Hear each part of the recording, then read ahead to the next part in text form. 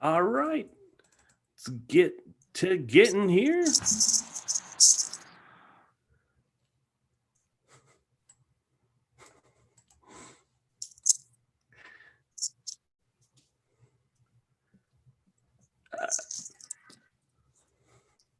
We're live, and I'm totally botching this. See what I'm talking about, Santore? I try to do cool shit, and what happens, man? I totally fuck it up. That's just how I roll.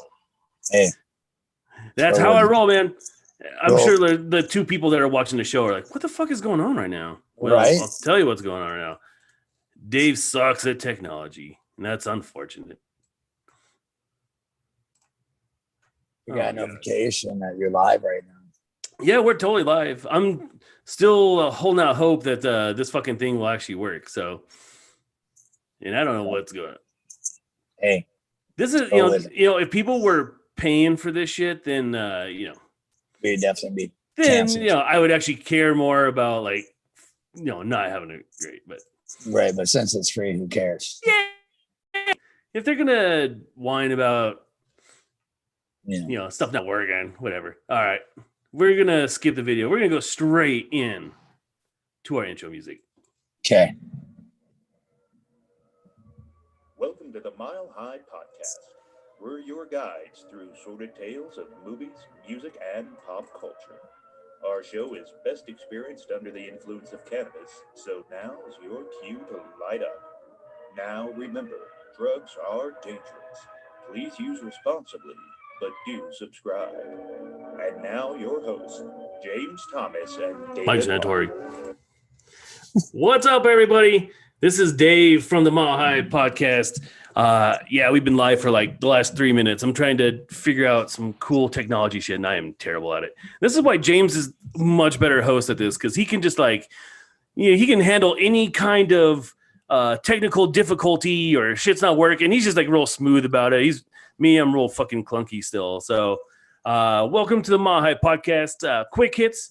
The Mile High Podcast is on our mid-season break, which is good because I know James has a lot going on, and it's just a busy summer. I'm about to go on vacation, so we took some time off, but I wanted to have a quick hits. We haven't had one of these in a little bit, and I wanted to bring on our good friend Mike Santore because Mike and I are about to start recording a new podcast, and so far the working title is Santore and Hawk's Favorite Album Deep Dive, Favorite Albums of All Time Podcast. It's quick. It rolls right off the tongue. It's all about me and Santore, man. We love music, and that's one of the things that we've bonded over. And although our tastes are very similar, our tastes also have a tendency of diverging. So we're going to talk some of our favorite albums. Our show that's coming up that we really don't have a great title for it just yet. We're still working on the title. With Santore and Hawks, just it's fucking popping. It's like Santore and Hawk. I mean, it's like right out of the gate, super strong. And then it's like, what else do we call it? Like, favorite album podcast, Santore and Hawk's favorite albums. I don't know. We'll come up with something, but enough of me just jabbering on. I actually want to bring on fucking Mike Santore. I'm going to talk about him all night, so I might as well introduce him. So Santore, how the hell are you? I'm good. No, go ahead. Keep talking about me. I want to know what you really think. I'm just kidding. You don't really want to know. No, I will tell you, and I've told you this many times, bro. I have told you this many, many times. You are like amongst the top 5 best people I've ever met. You're just like a genuinely good dude. And, unfortunately, Mary Beth has kind of taken over for you because, she's a little bit nicer than you. Yeah. But you're legitimately like one of the top 5 best people I know. And, people whoever watches the show, they don't realize that, you would literally fucking give your shirt off your back if somebody needed it. You would give your last penny to somebody if they were desperate. I know you're driving around the country right now trying to help people at this moment. So kudos to you. So that is my way of telling you that you're fucking awesome. And we just love having you on here. I know Santore was on this other podcast network, and we poached him away from it because the fucking host, I don't talk a lot of shit about people on this because it lives on in the fucking internet. And so you kind of you don't want to burn bridges on the internet because it's going to live forever. Right. So without saying names, it rhymes with Schmollywood, Schmolly P. He didn't, he was like the biggest asshole. He's like, he's like one of the biggest assholes. And the way that he fucked you over on your show was kind of like it was good for us. But it was bad for you, and you definitely didn't deserve what he was doing to you over there. But we're so happy that we brought you over to here, and you've been nothing but amazing for Truckee Pacific. So, and I'm just super fucking excited to do this podcast with you. It's all about our favorite albums. So we always do the traditional Mile High podcast stuff, even on those quick hits. We always talk about what we're up to. We're going to talk about what we are watching, and then we're going to get into some favorite albums because that's what our podcast is. It's going to be a deep dive podcast on our favorite albums, and I could not think of a better co-host to have this with than with Santore. So, Santore, tell me, where are you right now? What are you doing, and what are you watching? Well, first of all, I want to say thank you very much for your little introduction about me. I think that was really nice. And also retrieving me and giving me an outlet. I appreciate the outlet because that's all I'm really looking for is a place where I can perform and entertain, because that's what I want to do is entertain in some different level. But right now, at this time, I'm in Pittsburgh visiting my god person. And I'm here until Tuesday. And actually Monday, and stopping somewhere else. But what have I been watching? I have not been watching anything lately. I know that you really like to talk about what we're watching and stuff. And I've been thinking, I really haven't seen anything that's been to talk about except for, the reruns of Office and South Park. But other than that, I really haven't had a chance to watch TV lately because I'm mobile right now. And, this whole scenery that's behind me, this just brings me back, way back to that time. That awful year of 2020, but this is cool that I get, Santore Project, vibe back. If anyone did follow the series of Santore Project, so it's kind of good to be back in this kind of atmosphere, but in a car. But do this podcast. It's fun. We're mobile. Yeah, man. I miss Santore Project. I wish you guys would do more Santore Project stuff. I would like to, continue, but this year's a little bit different than last year. Actually, everyone, once again being able to be normal life again, going outside and all that. So we haven't been able to go travel like we had to because we got stuff going on over the summer, weddings and bachelorette parties, bachelor parties, dog sitting, babysitting, and whatever else comes our way. But hopefully, I don't know, we can, one day continue to do that because I would like, is that July that you're planning on in Yellowstone? Is that?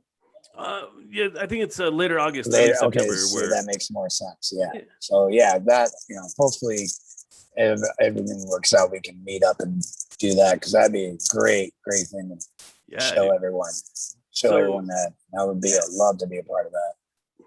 Absolutely. I've only been to Yellowstone one time, and that was when I was doing research for this book. I came up with this idea there's this huge volcano, enormous volcano underneath Yellowstone, and if it were to go off, it's gonna be huge. It'll be a cataclysm of historic proportions. Right. And so I had this idea of what were to happen. The odds of it happening are just as good for it to erupt tomorrow as it is in 10,000 years. So the odds are exactly the same. It could go off any time, but the chances are very, very low. But what were to happen if that were to happen, if it were to erupt? And so that was the book that I keep selling on Mile High Podcast and Truckee Pacific is all about that. And so in order to do this book justice, I had to go up to Yellowstone and experience it. And it was even more magical than I ever imagined. I mean, I was literally up there. I entered the park, and as I was entering the park, there was this huge fucking bison just walking down the center of the street. I mean, just right out of the gate, just bison here. And then there's places where it's covered in bison. And then you drive about 10 more miles. Oh, I think my camera just crapped out. You drive 10 more miles, and then all of a sudden there is Old Faithful, and then there's all these geysers, and there's all this big fucking lake. It's absolutely incredible. So I'm excited to go up there, and I want to. The thing I really want to do is bring you up there and show you all the geological formations that show that there is a big ass volcano underneath. So that's what I'm excited for. What are you excited about? Well, just actually what you just said, the geysers and just Yellowstone, man. I heard so much about it from people that have been there, and I just going there and having an experience and seeing the Mother Earth and what she has to offer and stuff like that. I would be afraid of all the erosions though if that were to happen, if it were to erupt, it's lava erosion. That'd be kind of crazy. Yeah, Erosion. Like so we missed the Santore project. Erosion. Erosion. Like that word. Erosion. Yes. What about Santore project?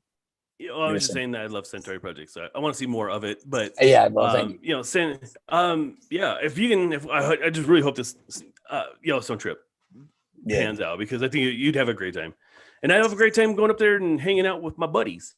Right.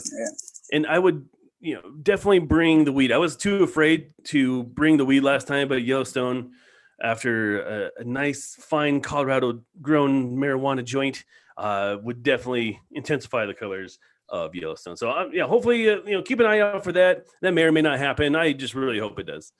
Go to the geyser stone. Sounds like a good idea. Hell yeah, Yellowstone, man. Yellowstone, bro. Yeah. I got stoned at Yellowstone. Oh, I need a t-shirt. It's gnarly. It's gnarly, bro. Man, there's like fucking trees like everywhere, bro. It smells like rotten eggs everywhere. Shit's crazy, man. It's fucking all I need is a tasty wave and a cool buzz, and I'm fine.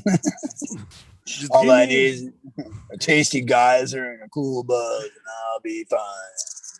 Just give me a fucking joint and some bison running down my ass, and man, I'm good, man. I'll see some grizzly bears, like they'll be fine. I'll go pet some grizzly bears while I'm up there. Right, hand them out, pass the blunt to them. All right, so like I said, we're talking about music, but I'm stuck in Yellowstone mode. So I'm coming down this road is this big fucking bison, right? And you sense the size and power of this fucking animal. And I was like, I don't want to move, because if I scare it, it'll like fucking hit my car, and then like I'll have all this damage on my car. So I was like in my car, but petrified for moving. But then you see every fucking year, it's like 80-year-old woman walks up to bison and gets gored in the stomach. 32-year-old man gets gored in the nuts because he talked to. I'm like, it's a big fucking bison. It's like 1,000 pounds, if not more. I don't know how much a bison is, but very heavy. And they just radiate power. And are you really gonna like walk up to him like, I'm gonna pet this bison?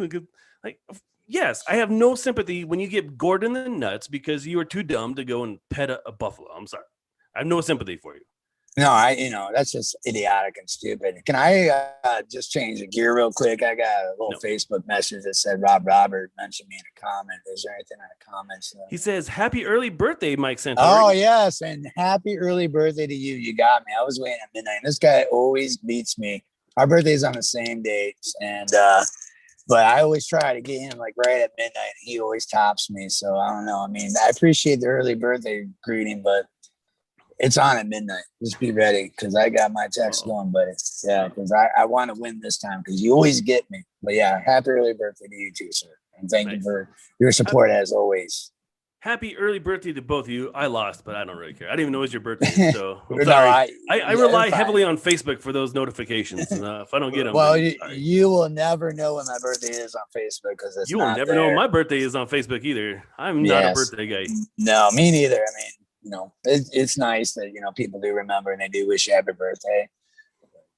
Yeah, I mean that's nice, but I don't go look. Oh, no one's gonna wish me happy birthday on Facebook. No, I don't care. If you wish me happy birthday, thank you. I really don't. I don't like the attention. I don't. Yeah. Which is weird because like we're literally on the end. Right. We don't like the attention for our We don't birthdays, like being the center of attention. So watch my show. Make sure you go to Venmo at Truckee Pacific 303. Pay for us, but we don't like the attention. Right. We don't like the attention. We don't like our birthdays being mentioned, but we want your other attention. Yes. We're so stupid. We only want your attention between 8 o'clock and 9 o'clock Fridays once a week. That's about all the attention I want from you.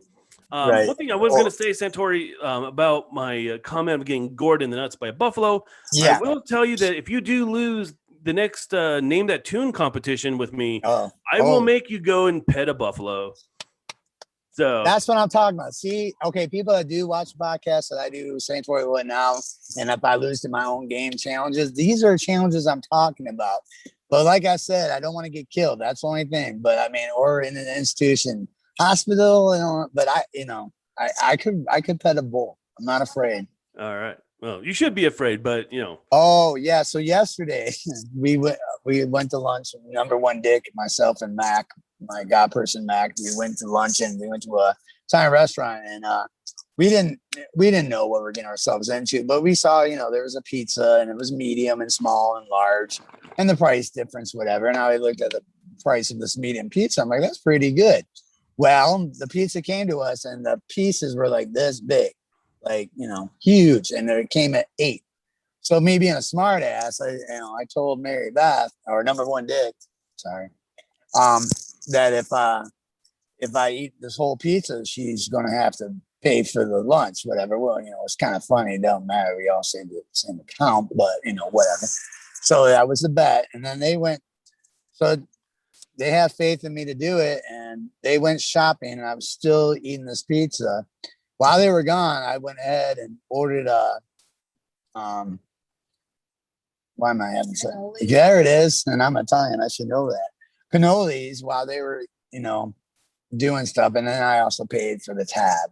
But I did eat the whole damn thing except for the crust.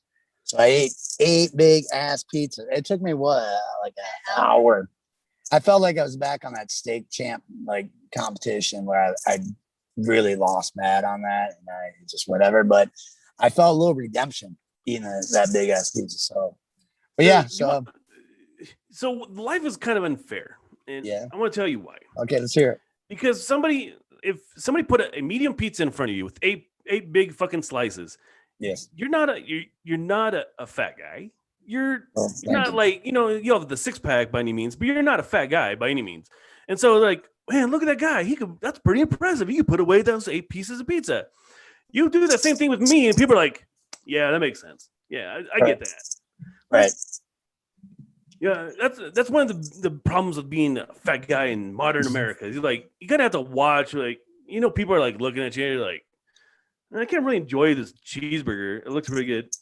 Because you're I don't want these people fucking looking and judging my cheeseburger choices here. It's really kind of funny because a couple of years ago I was in some kind of habit that had to do with some white stuff, and it made me really, really skinny. So I quit that about 2 years ago. But not really quit, but I haven't done it whatever on a daily like I did back then. But it's funny because I had a picture that was on Facebook, and my Coke dealer saw it, and he said that I looked fat, and my Coke dealer called me fat, but right, sort of. But anyway, and then I haven't seen this lady who was my neighbor to my god person, and she's like, "You put on, you look good. You put on some weight." And I, told number one baby, she just called me fat, but no, really, just big belly. But yeah, I mean, I feel healthier now. But yeah, I mean, as I got a belly, but I've been doing a lot of work lately, so I'm working it off and stuff. But I wouldn't consider fat. I think it's more the word healthy, and that's the look I'm going for. So. Yeah, well, and you are healthy. You quit drinking and doing a lot of the other stuff. So right, yeah. But it's funny because you don't think about looking at yourself. I never thought of myself as a skinny person, but until you have people telling you, yeah, you look like an anorexic guy, and you don't see it, but whatever. But yeah, no, I just, because the thing, I with the whole pizza thing, I was just like, I'm gonna eat all these pieces, and it was a struggle near the end. I'm not gonna lie. but I had to do it because of the fact that, just wanted to impress myself to say, yeah, I could do it. And I thought, people that I was with, thought I was going to be sick, and I was all right. So. Well, good job. Yes, thank you. What's great about James and I host the Mile High podcast, when you turn in, you're like, yeah, that kind of makes sense. Like those two dudes would totally host a show about weed because they look like they smoke a lot of weed and they eat a lot of shit afterwards. And that's a problem. Right. That is the single biggest issue with the weed. That I am a creature of habit. I get into a habit and a routine, and it's hard to get out of it. And when I first got my medical marijuana card back like 08, 09, when it first started becoming legal here in Colorado, I just developed this habit of like smoke weed, go inside and eat. And I have gained so much weight because of weed. And it's so ingrained in my routine, like my routine now, that if I have any kind of change to that routine, it just like completely throws me off. And that's why I haven't been able to like get rid of the weight like consistently, is because I'm a creature of fucking routine. So that's the down part about this weed, man. It's like it gives you those munchies, and then all of a sudden it's just like it's habit. It's such a habit. See, for me, when I first get high, I can't eat because it kills my whole high. Like I can't go right to a pizza after I just smoked a bowl. I feel like I wasted weed because literally the high goes away from me when I eat. So I wait a couple hours or like an hour or two, and when the buzz goes away, then I eat. But and I only eat like 1 or 2 meals a day. I'm not like a big fan of food. I only eat because I have to, or else I would die. But I mean, I don't mind. I mean, I do love food. Don't get me wrong, but I don't like to, eat. I love food. I love food. Right, food is great. High, not high. It's just great. So, man, what are we talking about? I forgot what we were talking about. Is this a music show? Or is it is. Whatever. Have we not talked about music at all? I think we talked about it at the very beginning. Yeah, we're going to talk about music. And it hasn't even brought up. It's been like 22 minutes since we're having some psychoanalyst conversation here. I do want to tell you there are a couple good things that I watched last few days. One, a show I highly recommend on Netflix. It's a show called Sweet Tooth. It's a DC comic turned into a show on Netflix. It is produced by Robert Downey Jr. and his wife.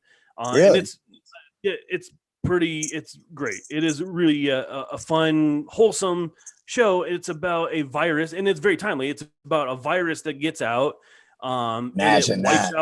And it wipes out the human population, but at the same time, there are these hybrid animal human babies that are being born.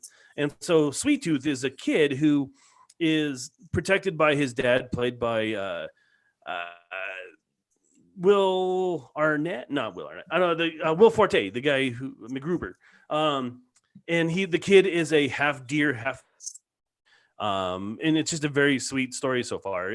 I know it'll get darker as the season progresses, but so far that's been very good.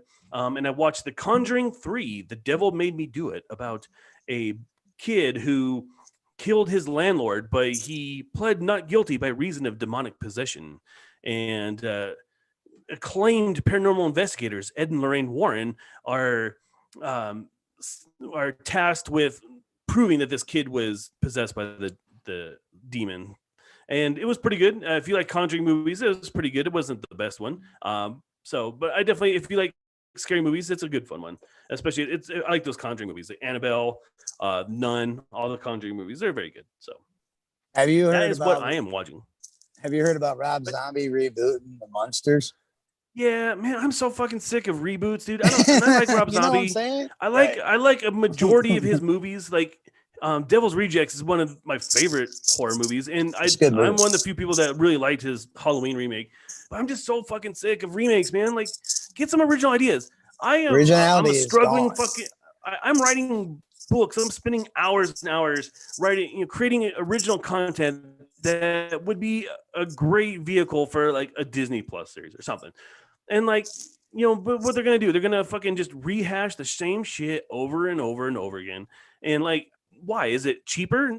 Yeah, it's cheaper, and people will still go out and turn. James loves these reboots that Disney does. I fucking hate them because it's like it's already been done, and all they're doing is just putting it through a computer and basically reselling you a box of shit, but with a different bow on it. It's the same shit. Like, come up with original ideas. Why can we not invest in original ideas? Why is that so hard? It just feels like people just gave up and got lazy and just don't want to be creative and like use their artistic abilities, which they really need to do. And that's the thing. I mean, the originals, you already seen it. So if you want to see it, go watch it, whatever, stream it and see the original. Exactly, because yeah. We don't need a third iteration of the same Battlestar Galactica series. We don't. Like, no. I like what Dave Filoni and Jon Favreau are doing with the Star Wars universe. They're taking that franchise and they're taking it in a different direction. I like that. That's fine. But when you're like, I'm Rob Zombie and I'm going to remake the Munsters, like, who cares? First of all, the Munsters were far inferior to the Addams Family. And like, why is there a necessity to reboot the fucking Munsters? I mean, they're redoing the Wonder Years, like, and they're putting a spin with having an African-American family. Cool. But why? The Wonder Years was a perfect fucking show. Why do we need to like bring it into the 21st century? Like, and it's not even in the 21st century. It's like the 60s or 70s again. I don't. I mean, I'm done with the reboots and remakes. And I mean, come on. Invest in are they going to like keep the characters' names as Winnie Cooper and Kevin? I don't know. I'm not going to watch it. I don't have time in my life to add on a rebooted show that I already watched once in my life. Right. The Wonder Years was a perfect show. It was one of my favorite shows when I was growing up. Yeah, no, I actually a couple of months ago, I actually got caught on Hulu and I've seen a couple episodes and like probably two seasons. I watched the first 2 seasons again and I was just like, man, it brought me back because I used to watch it every Wednesday night when it was out, and just for Winnie Cooper. I was at the age, so it was cool. But yeah, Wonder Years. Yeah, she ended up becoming a fucking like particle physicist or something like that. And Blossom ended up being a brain surgeon. And, all these child actors grew up to be like the girls went off to do like amazing things, become scientists and shit. Right. And Joey Lawrence is all Joey Lawrence ever did is like, whoa, and like he goes like around the malls and to country fairs, and he's like, Joey Lawrence from Blossom. Whoa! All right, give me my paycheck. That's what I'm doing now. I'm not solving mysteries. I'm not figuring out the mysteries of the universe. I'm saying whoa for a couple $100 at the Cheyenne Frontier Days, Sad. Joey Lawrence. Very sad. Yeah, sad. I gotta figure out some like way to transition this back into music. Yeah. Joey Lawrence. Joey Lawrence had one of the worst albums of the 90s. There it is. He actually, I forgot all about that. Absolutely horrible. I forgot about that. Yeah, and he tried to look like the Gerardo. Yeah, it was bad. I mean, and it was so funny because like that he had a bunch of money when he put that album out, he had a bunch of money at the time. So like all these people are like throwing all this money at MTV, right? And they're like, Joey Lawrence, this is gonna be great, and then it sucked. But it was everywhere on MTV because his people threw all the money at it, and it was terrible. So basically, but on the other hand, okay, go ahead. Come on, man! Don't mess with my segue. I'm working it up to the segue. Okay, go ahead. Joey Lawrence, one of the worst albums of the 90s. But we're here talking about Santore and Hawk's favorite albums, our new podcast that's coming out in late June. And it's a podcast where Santore and we sit down for a Saturday afternoon and we just rap about our favorite albums. It's a deep dive podcast. We're actually doing research. I created a questionnaire for Santore to follow to help him research. We're just going to pick our favorite albums. There's not going to be any particular order. There's not going to be any rhyme or reason. It's just going to be our favorite albums. We're going to do research on it, talk about the making of the record. We're going to talk about its social impact. We're going to talk about why we like it, why, we're going to re-listen to it. We're going to listen to some songs over the course of the podcast, which because it's a Spotify exclusive, we can actually play a better chunk of the songs without getting kicked off. If we are on Spotify or on SoundCloud or YouTube, we would get kicked off. But because it's a Spotify exclusive, we can actually play a good amount of the songs during the course of the podcast. So I thought it'd be fun for Yeah, go for it. What'd you say? No, I was just going to say good because maybe I just want to hear a whole song and stuff talking about it. Just play a good song for the people. Absolutely. Yeah. Yeah. Absolutely. So, Right. I think it's and that's fair one for cool them. thing that we're going to do. Yeah, exactly. And it's getting every time we play a song on Spotify for a Spotify podcast, we're basically paying for the song as we are playing it. So, Everyone wins. But I thought it'd be fun, for us to kind of introduce our show a little bit and just talk about some of our favorite albums. And all four of you guys that are watching on the Facebook, I want you guys to comment along. I want to hear your favorite albums as well, and we'll read those along as we go. Santore, I'm gonna start at the top, man. What is your favorite album of all time, bro? My favorite album of all time is "Wish You Were Here" by Pink Floyd. I have to say that. Why? Many reasons why. It's because first of all, if you just put it on side one or what, actually side one of the albums. Actually, it's not albums anymore unless whatever. But the first song, "Shine You Crazy Diamond," as soon as that starts, you're just already on a nice little journey. And also the fact that they wrote the album for one of their members that unfortunately was did a little bit too much of something and got mentally a little bit and boggled and whatever and disturbed. So I thought that was kind of impressive. And as a matter of fact, when they were making the album, he kind of showed up one day and they didn't recognize him. He just wandered into the studio and just stood there and stared, and it was just whatever. But it kind of gives me the chills just thinking about that because it's about family and friends. People can relate nowadays to addiction and either have an addiction or losing someone to addiction or watching struggle with addiction. It's pretty much, it's an album that can, it's a heartfelt album saying, look, we love you, we care about you, we wish you the best, but we can't be with you because of the fact that, whatever. But I think that Floyd of the bands of all time for me is my favorite because of the art. They're so talented and the music is just great and the messages and the songs, and it's a great album, and it's an album you can listen to. And I wouldn't recommend it if you wanted to go and have a celebration, a party. I just think it's one of those albums you listen to by yourself or get into one of them like calm albums.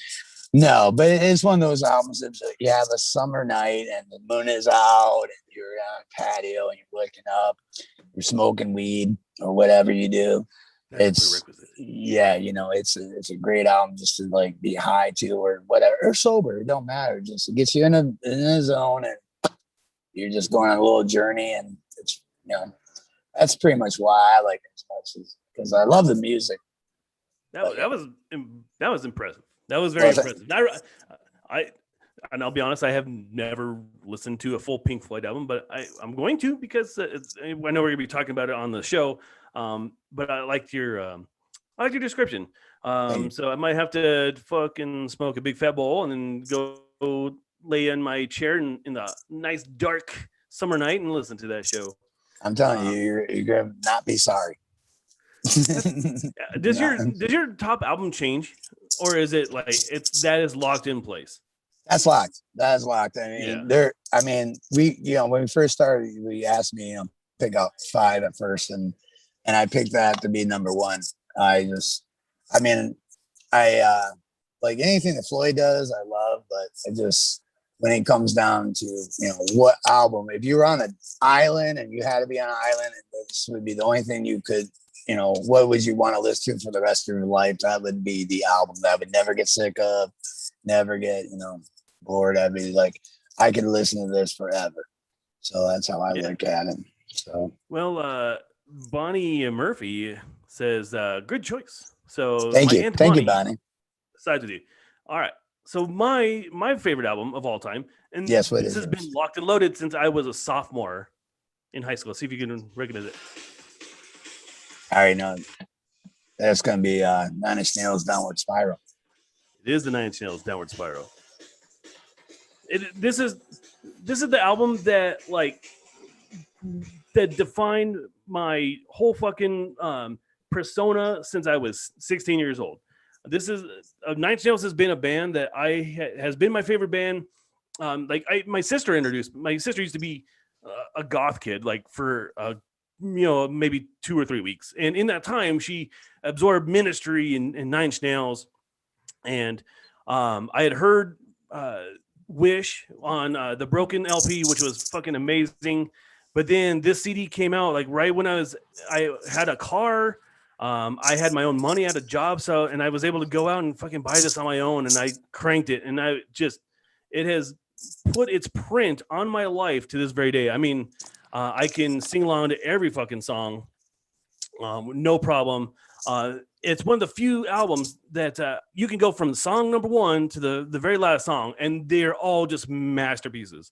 And then when you go into the actual making of the album itself, it just takes it to a whole other level. I mean, it was a crazy process in making this album that involved lots of drugs, Charles Manson's house, ghosts, David Bowie, taking Trent Reznor aside and mentoring him as a young, brilliant artist.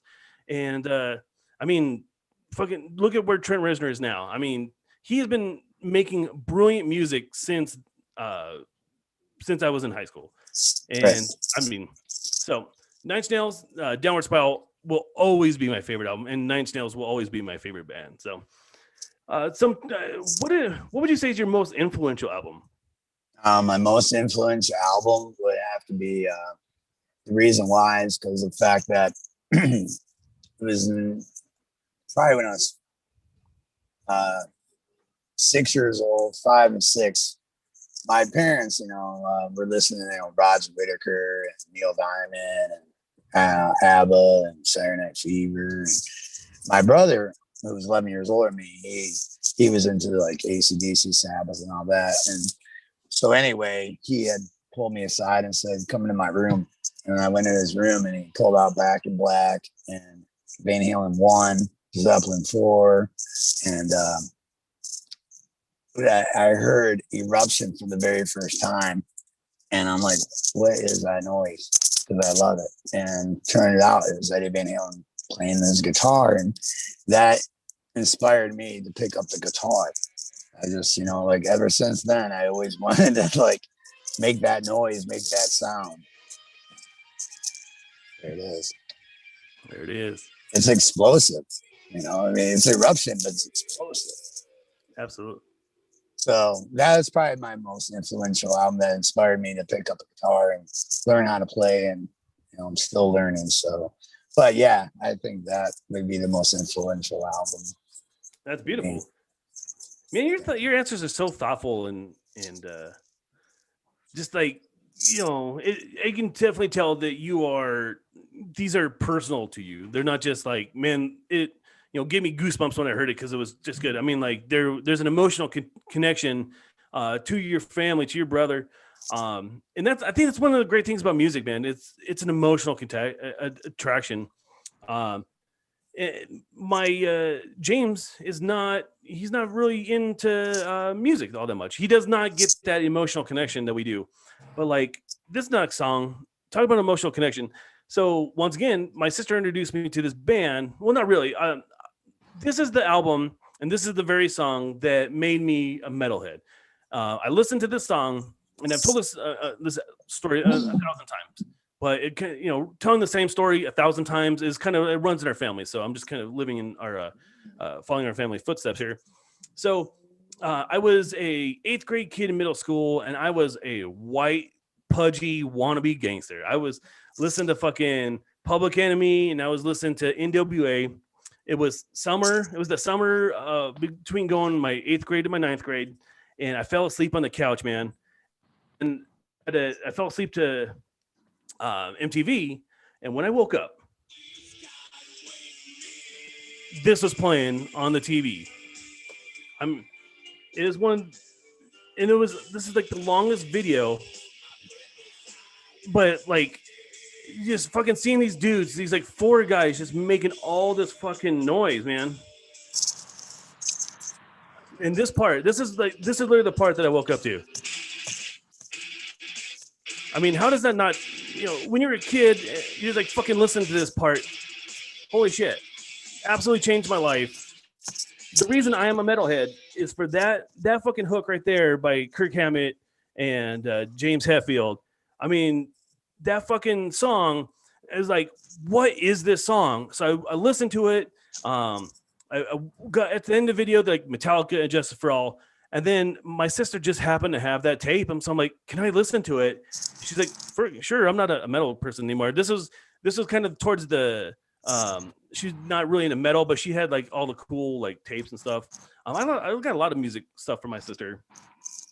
But she had this tape and she wasn't listening to no more. And so she gave it to me and I killed it. I just ran it through over and over and over again, especially one. I mean, it's just, to this day, like even, oh no, I don't listen to Metallica. I'm not even a big Metallica fan back then, but that single album right there was one of the ones that just like totally just turned me into a metalhead. And I still am to this very day.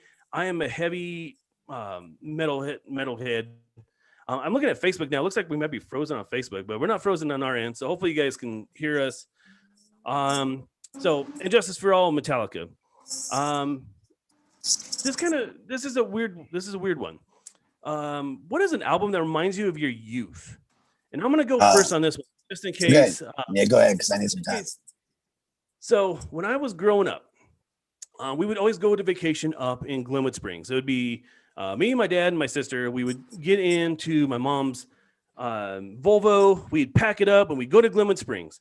And there was always two albums that we would always play. As soon as the radio stopped playing in the mountains, my parents would always pop in these two tapes. And I can guarantee that if I gave my mom a second to listen to it, to answer, I know she'll get it right. But it is the Eagles' greatest hits and Fleetwood Mac's greatest hits. And I love those two albums because they so much remind me of when I was growing up and going on vacation to Glenwood Springs. And I listened to that. Like, I didn't realize why I liked them, the songs, but now I know the genius behind them. But those two albums just remind me of my youth, but I love them to this day. And now I can appreciate them more because now I know how much genius went into them. So with that said, what do you think are some of the albums that remind you of your youth? Well, that's funny you brought up vacation because we used to go and visit my grandparents in Florida, my brother, my parents, and I. And the three albums that I remember or remind me of my youth, it's going to be off the wall, the first one, because no one ever expected, but was Cheap Trick, Live at Boudica. We put that in and had our parents, be tortured by Cheap Trick. And then the next one was The Grand Illusion by Styx. And then Aerosmith Rocks. And those just remind me just always traveling to Florida and visiting grandma and grandpa and going to the beach and the ocean. I mean, it's just great when you're, from Michigan and you're, 8 years old and you're traveling to Florida and you're on the beach. It's fun. And that was a good time too. It was just like a nice family vacation. But yeah, we would always play Aerosmith Rocks, Grand Illusion by Styx, and Cheap Trick, Live at Boudica. And also for my youth, I would have to say it would have to be Black Sabbath. We sold our souls for rock and roll, just because of the fact that I was 8 and we had when radio was big and popular and everything. We had station with a request line, and I was 8 years old, and I would call in a radio station and want to hear Iron Man by Black Sabbath. Yeah, I would not say my name. Sorry, I just want to hear Iron Man. Played it. And then what's funny is the DJs would always ask me how old I was, and they're just like, "This little kid's listening to Black Sabbath." I'm 8 years old listening to Black Sabbath. But yeah, so. All right, some of our commenters, Santore. So my mom and actually my aunt have said that albums that remind them of their youth are Marty Robbins and Herb Albert. Yeah, I don't know. Come on, Santore, you're the music you're the encyclopedia music here, man. So do you know Marty Robbins or Herb Albert? I heard of Herb Albert, Marty Robbins, not so much. I'm not gonna lie. I'm going to have to look up Marty Robbins after this because I'm like, I should know that. Herb Albert, I've heard. Funny. I've heard of Marty Robbins. I don't know what their music is. But Christy Potter from the Potter Girls podcast here on Truckee Pacific, she says Jimmy Buffett reminds her of her youth. So there you go. Blew out my flip flop. Man, I love Jimmy Buffett now. I was never really a Jimmy Buffett fan until I was an adult. And then all of a sudden, like, you know, once you start actually going to Mexico and actually drinking margaritas on the beach, you're like, We totally now I understand where get this come his from. appeal. Right? So, I get it. same with But Bob Marley. Like, I wasn't one of those kids in high school that like, yeah, man, I'm Bob Marley. Let me wear my fucking dashikis and shit. No, I was more of a Bob Marley fan. Like, I got into him when I was in college, and when I started getting out to the workforce, and then because everybody always equated Bob Marley with just with weed. But then when you actually listen to the songs and listen to the message behind the songs, and you're like, this guy is way deeper than people realize. And that's what turned me on. And of course, like when you're in Jamaica, you're in the heart of fucking Bob Marley country. And so it's always playing. And every reggae song tries to live up to Bob Marley. And I like reggae, but they're always trying to be Bob Marley. So, you know, I like Bob Marley for that fact that he's so influential. Here's another one for you, Santori. What is the album that you have rediscovered recently that is now one of your favorites? For me, it is Closer by Joy Division. I listened to Joy Division quite a bit when I was younger. Then I stopped listening for a really long time. And then there was a podcast called No Dogs in Space that did a nice long series about Joy Division. And it re-inspired me to go back and listen to the catalog. And then Closer, the second album and the final album by Joy Division, because Ian Curtis was already dead by the time that Closer came out. It's just a brilliant album from beginning to end. And so that's my greatest rediscovery right now. How about you? I probably would have to say, because since we've been traveling down the road a lot, and I try not listen to radio and just go in my head and what's good traveling music for me. And I'm gonna have to say Bad Motorfinger by Soundgarden. Rediscovered that again. I forgot how good of an album that was. And I would have to say that Bad Motorfinger by Soundgarden. That's good. That's a good one. Christy Potter says Jagged Little Pill. And Lance Morissette's Masterpiece. I think it's like the 25th anniversary of that. I'm pretty sure. I think it's the 25th anniversary of that. So that's a great album. That's from beginning to end. That is amazing. All right. So here's another one. How about your favorite album of the last couple of years? Oh, wow. I would have to say Anima by Tool. Yeah, okay. Play that. No, that's like 20 years old. I mean, like I'm talking about like last year or the year before that. Oh, like new stuff? Oh, wow. Yeah, this is gonna be a struggle because I'm stuck in the past. I don't listen to a lot of new stuff. I was probably like a couple years ago. I became a fan of the Foo Fighters music and Dave Grohl because I represent. I appreciated his thoughts on music. We could relate to same whatever, but his newest album that they came out with it just sounds like he just got lazy. They got lazy just making music, and that just but I really can't say. Oh, you know what? I'm lying to you. Mr. Bungle. Okay, there you go. Yeah, Mr. Bungle, Mike Patton, Faith No More, and Scotty, and they got a little project going called. They're doing whatever cover tunes, and they just sound amazing. If you haven't caught anything by Mr. Bungle, they did a remake of Lost Control by Van Halen. Amazing. They nailed it. But yeah, Mr. Bungle, I'm gonna have to say sorry. Right on. My brain's like, no, you've been listening. Yeah, that's right. They're new. But I forget that because it's Mike Patton, Scotty from Anthrax. You don't think of them as me people. You think of them, from Anthrax and Faith No More, Mr. Bungle. But yeah, they're together and doing cool shit. So yeah, Faith No More actually put out a pretty decent album the last couple of years. Yeah. I love Faith No More for sure. My mom's favorite album the last couple of years is Pentatonic's Christmas, which that's pretty damn good too. Christy says Billie Eilish. I don't know who. I don't know who Pentatonics is. Can you explain who Pentatonics is? Because I hear them, but I don't. That's so far out of my realm of like genres that I listen to. I don't have any idea who Pentatonics. Who is it? Who? Pentatonics. Sounds fucking metal as fuck, but I'm pretty sure they're like a Christian band or something. I don't know. Never heard of them. Never heard of them. Nope. Some of my most recent albums that I really dig of Monsters and Men is this wonderful folksy independent indie band out of Iceland. They came out with an album called Fever Dream, which in a year that had a Perfect Circle come out with a brand new album, that was the best album that came out that year. I mean, Fever Dream is fucking phenomenal. So I definitely recommend Of Monsters and Men. They actually put out a couple new singles for their new album that's coming out soon. That's been great. And then, like I said, I'm a metal guy, so it's hard to really impress me with metal albums, even though because they all kind of sound the same. But this band called After the Burial, they put out this album called Evergreen. And Mike Santore, After the Burial, I took James to go see for his first metal show. So As I Lay Dying, is that it? As I no, Lay Dying? well, As I Lay Dying was the headliner, yeah, but After the Burial was before them. And I'm a bigger After the Burial fan than I am As They Lay Dying. And Evergreen was fucking technically amazing, but it was also different. Like the sound was different, and these guys are all just really fucking good at their instruments. And it's hard to stand out in metal because, like I said, a lot of it sounds the same. And it's hard to find a band that differentiates itself. And when you do, that's the band that I latch onto. And that's why I latched onto After the Burial. And their album Evergreen was definitely one of my favorites of the last couple of years.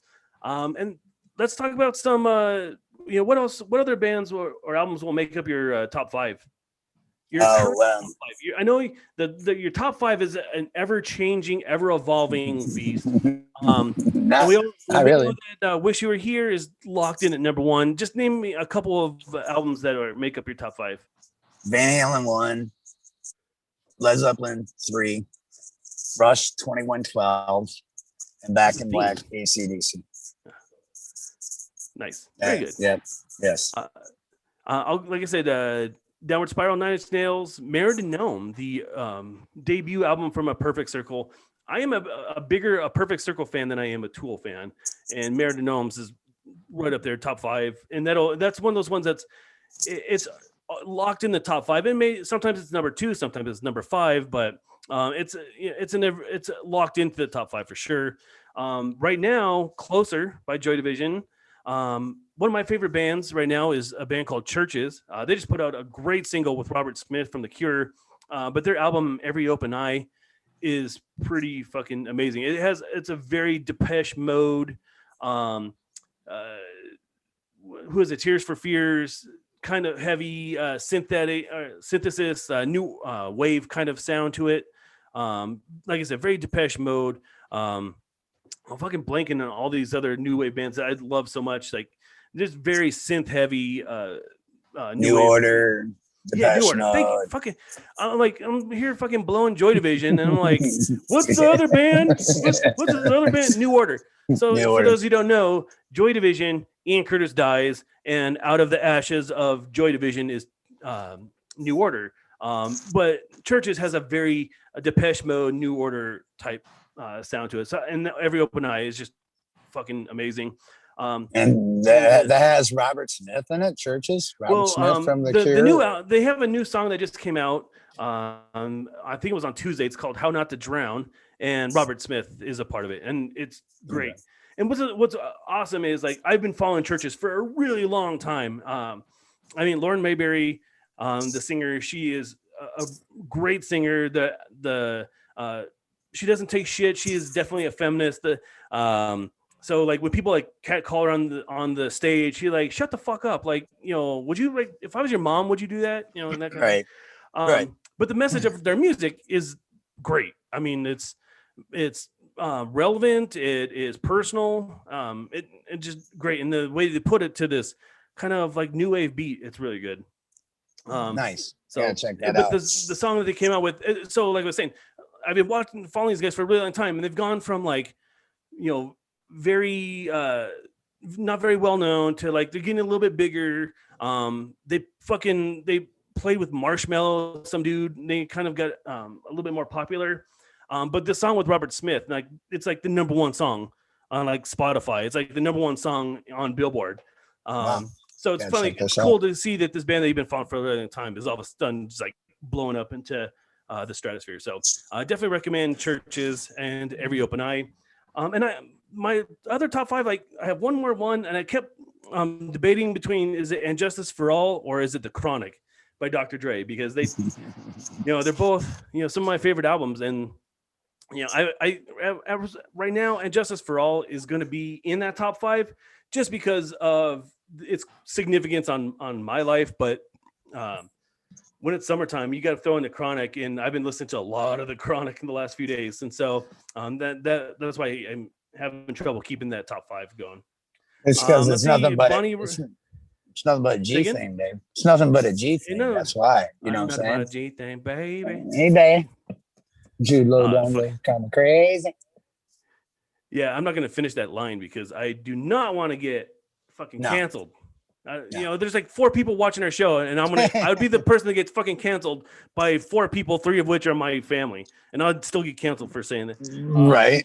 So But Bonnie Murphy is saying Stevie Ray Vaughan, "The Sky Is Crying." Fuck, man, Stevie Ray Vaughan is so good.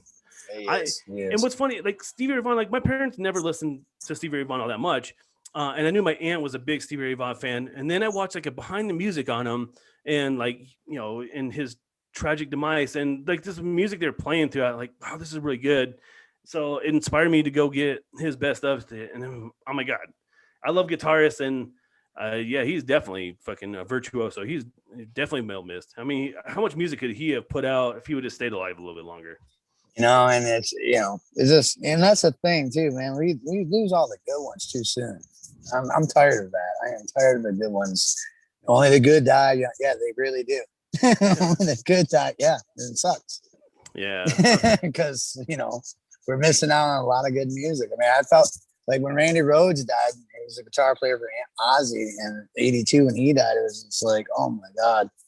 Because he was next to like my second favorite guitarist next to Eddie Van Halen, because it's just whatever. But it's just a tragedy like that, man. Just because what he wanted to do, and Metallica kind of did something, but what it really wasn't. But he wanted to mix classical rock or classical music with metal.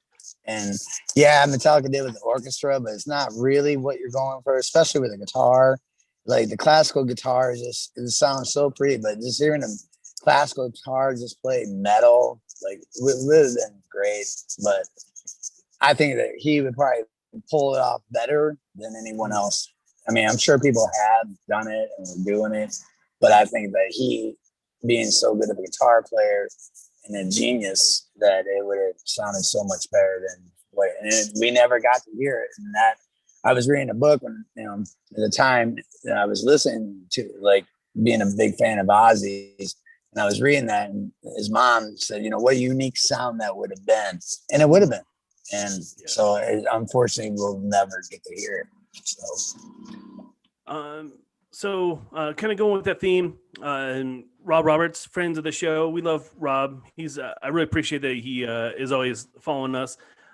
He said that Red Roses is his number 1 of all time as well.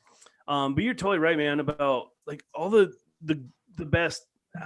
The best at what they do, like all these musicians, man, they're dying way too young. Yeah.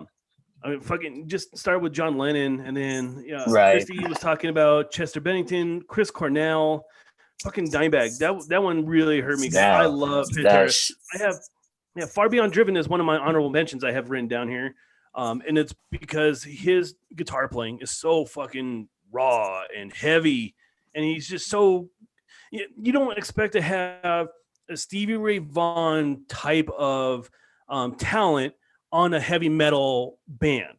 And he definitely showed that you can have a virtuoso guitar player in heavy music. And when he died, then that was a really, really tough pill to swallow. So I was just going to say, I think the most respectful thing that ever came out of that terrible tragedy was that his guitar hero buried his favorite guitar with Dimebag, and Eddie Van Halen gave him this, from Van Halen 2, the guitar that was shown on Van Halen 2, the yellow and black, and it's buried with Dime. I think that speaks volumes of, Absolutely. how great guitar player he is, that Eddie Van Halen, has that respect for that, for him as a guitar player. So I thought that was like really kind of, special and cool.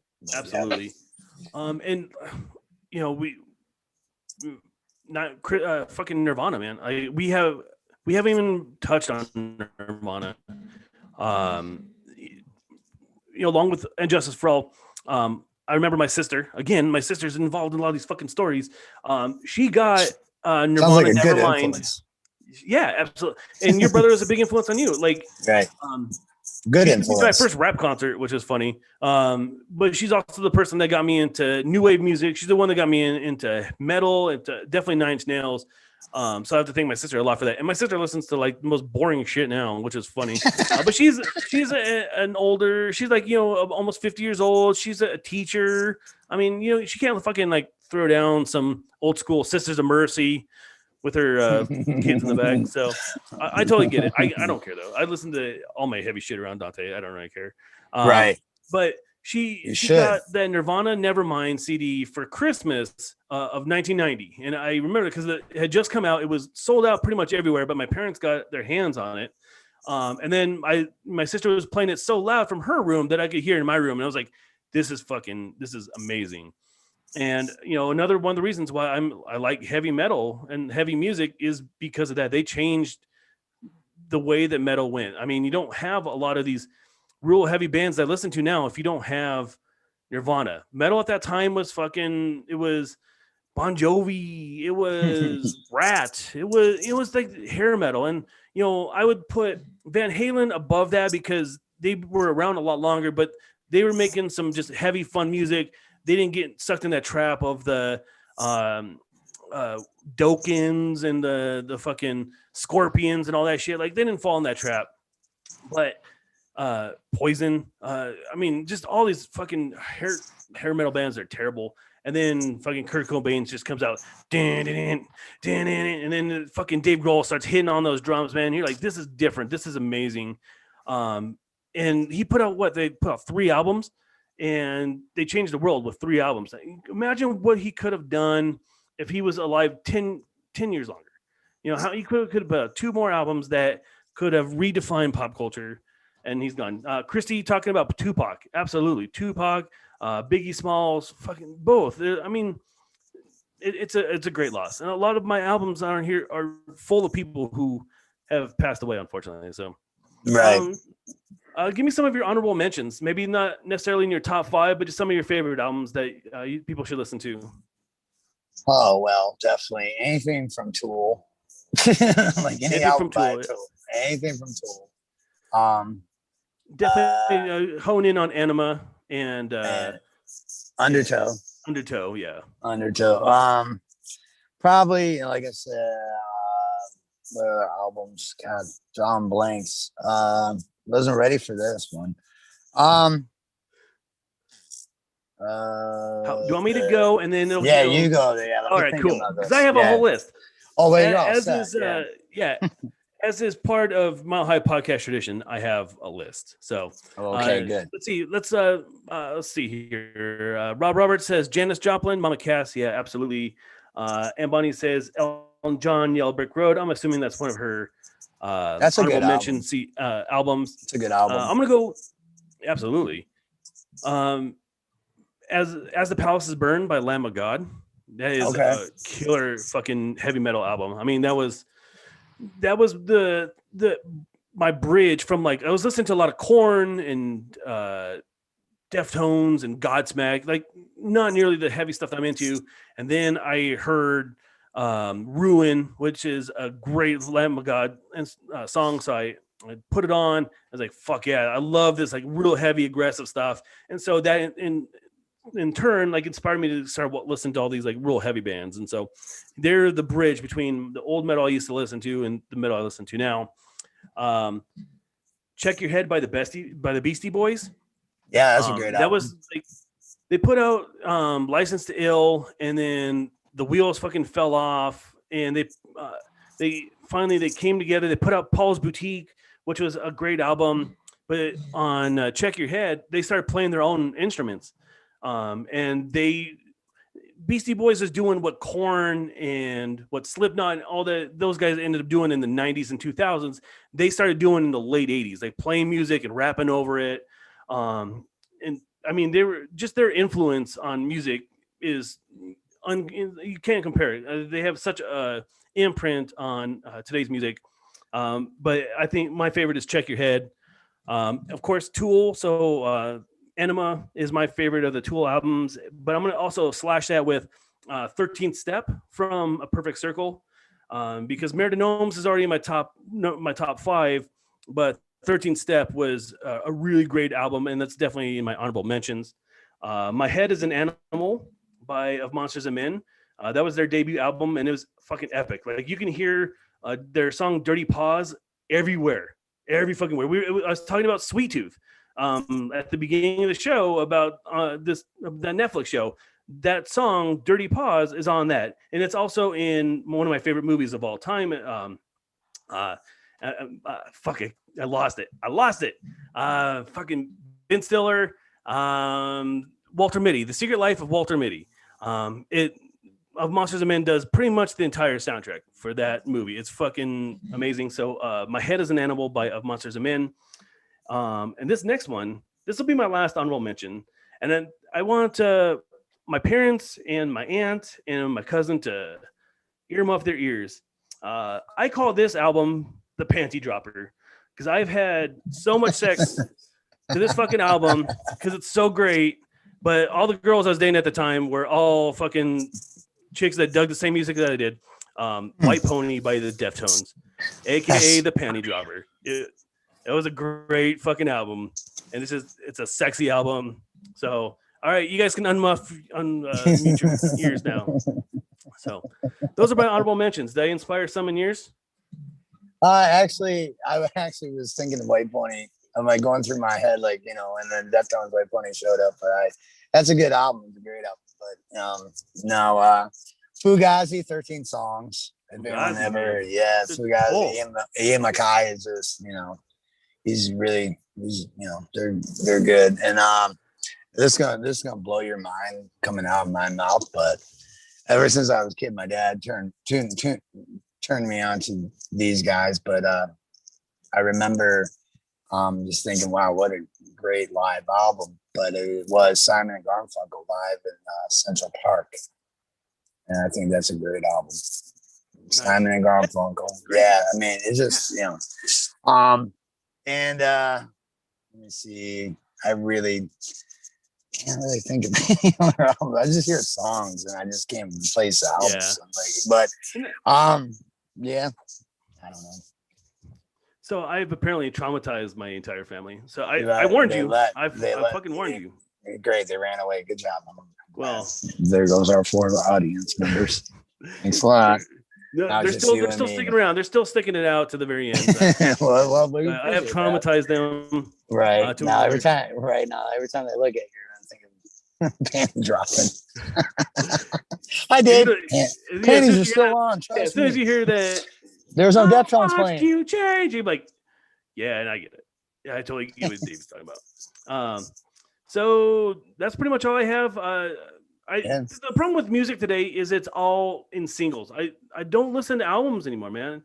The few albums I have on here, I will listen to most of the albums, or most of the songs on the album, but I have not listened to a full album from beginning to end in probably almost 5 years at least. I mean, like, even some of the artists that come out with some great albums, like it's hard for me just to sit down and go from one song to the other until it's completed. I have to pick and choose what I listen to. Yeah. So that's unfortunate. Hey, it is what it is. Yeah, Rob Roberts says today's music sucks, and I disagree with that. Well, no, I disagree with that. I there is some great music being made. You just gotta go find it. You gotta find it, and it's easy to find the stuff that you like to, because like the Spotify algorithm, they will pop out a fucking playlist every day just based on the stuff that you listen to. They will pop out an algorithm and like, here's a playlist of shit that you think you might like, and for I'd say 75% of the time they're right. But you don't just, it's not like it used to be. I mean, I used to go to Best Buy on Tuesdays after school because all the good albums would come out on Tuesdays, and you would always just like, oh fucking hey, Korn came out with a new one, System of a Down came out with it. I mean, like, and then you had the CD and you're like, I just spent all this money on the CD, so I'm gonna listen to it, the whole thing. Now it's like I have Spotify, and it's like I recommend this one song. So you're like, cool, I will listen to this one song, but I'm not invested enough into this to like listen to it from beginning to end. And you guys on the chat, let me know if you're the same way too, where you're just like, listening to the singles, or if you actually still listen to full albums. What about you, Santore? Do you listen to an album from beginning to end anymore? It depends on where I'm at. Like if I'm driving to like long Driving's a distance. different thing. Yeah, I mean that yes, I'll listen to one-ons, but if I'm just sitting around, I mean, it depends, and it's just like I don't like really go looking for an album to go listen to, but if I'm like cleaning or something, I want to like listen, then I'll hit a Led Zeppelin full album, Pink Floyd full album, I just hit full album on YouTube and then hit play, Van Halen full album, and just that's what I love YouTube for that, you just hit full album and scroll down and there it is. But yeah, I mean, usually when I listen to one, it's either I'm like cleaning or working and I'm around, so I can just have the next song keep going. But it just, I really don't really go looking for albums unless, like I said, long drives or if I'm working and cleaning. But, nice. That's good. Yeah. But who knows? Yeah. So hopefully you guys kind of dug what we were talking about. When we actually record our show, it's going to be more of like a full-on podcast. We're not going to be streaming this live on Facebook. Like I said, it's going to be a Spotify exclusive. And it's going to be fully edited before we throw it up on Spotify. But we're working really hard on this album, or on this podcast. I'm really excited to get it out for you guys. Expect it in the next few weeks, hopefully by the end of June, we can have the first episode. Always the first episode is always the hardest because we're trying to figure out our way and, what it's going to look like. But after that, every couple weeks, we're going to drop one. We're going to start out the season with Rush's 2112, which is one of Santore's favorites, and I've never listened to. So it's going to be a new experience for me. I know, man. Rush's 2112 is like Animal House, right? It's like everybody talks about how great it is, but it's like I have other things ahead of it, so I will eventually get to it. And this podcast is a great reason why, because not only do I have to listen to it, but I have to like analyze it as well. And I'm not a big Rush fan, but I can appreciate genius. I can appreciate great artistry. So I'm excited to listen to it, even if I'm not the biggest Rush fan. And there's going to be shit that you're going to have to listen to that you're not going to be totally into. But that's the great thing about music. It's like, it's subjective, but even if you don't like something, like I don't like K-pop, right? Like my niece Bella, she's like crazy into K-pop, but like BTS puts out some fucking like pretty decent tracks, man. I'm like, pretty catchy tunes. And so you're like, if you like music, then you can appreciate, even if you don't necessarily like or listen to the artist, you can still appreciate the artistry behind it. So just to forewarn, there will be no BTS on our podcast. It's going to be starting with, like I said, Rush's 2112. Then we're going to do Injustice for All. I'm going to cough real quick. We're going to be covering Joy Division. We're going to be covering Johnny Cash. We're going to be covering Van Halen. We're going to be covering Pink Floyd. I mean, our first season is going to be pretty chock full of some pretty great albums. And I definitely hope you guys check it out. Like I said, look forward towards the end of June. Santore, this is where I want you to hawk your stuff, hawk your wares. What do you got going on?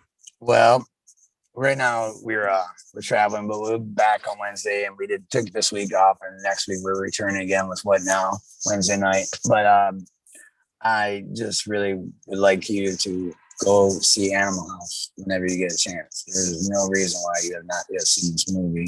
No excuse. John Belushi at his finest. It's really funny. You can't believe you have not yet seen this movie. Do you want to hear something funny? That you have not seen Animal House. I watched a movie about the making of Animal House, but I have not actually watched Animal House itself. So I will eventually. I'll get to it. Just saying, do yourself a favor. I'll do it in the same week that I listened to Rush. Okay. Yeah, there you go. Kill two birds with one stone. Absolutely. But please, yes. So go ahead. Thank you. Yeah, well, thanks for coming on, Santore. Make sure you guys tune in to Chucky Pacific and Santore Project. His shows air on Wednesdays, 8:00. We're taking a few more weeks off here on Mile High Podcast. We'll be back. We're working on a pretty fun second half show to start off our second half. It's a show about some a psychedelic type of show. So be keeping an eye out for that. What else? I can't think. What else am I trying to sell here? Your Oh book. yeah. So, like I mentioned earlier, I wrote a book about Yellowstone and the volcano, and it's been out for a little while now. Literally the 4 people that are watching here, I'm sure have already bought this book. But for the other folks in Facebook land and YouTube land who have not heard me try to sell this thing, Caldera is available now on Amazon and Audible, and as of this week, it is available in the Book Bar down in North Denver. So you can go check that out. That's pretty much it, guys. I appreciate all the comments on the chat tonight. Santore, I know you have a busy schedule and you got a lot of miles ahead of you, so thank you for showing up. Thank you, man. Make sure you thank number one Dick for driving and keeping you in line. I appreciate that. And that's it, guys. You guys have a good night. Thanks for showing up. Santore, you gotta end it. You gotta end it, bro. All right, everyone. Thank you for tuning in, and always be good to each other. Be good to each other, yo.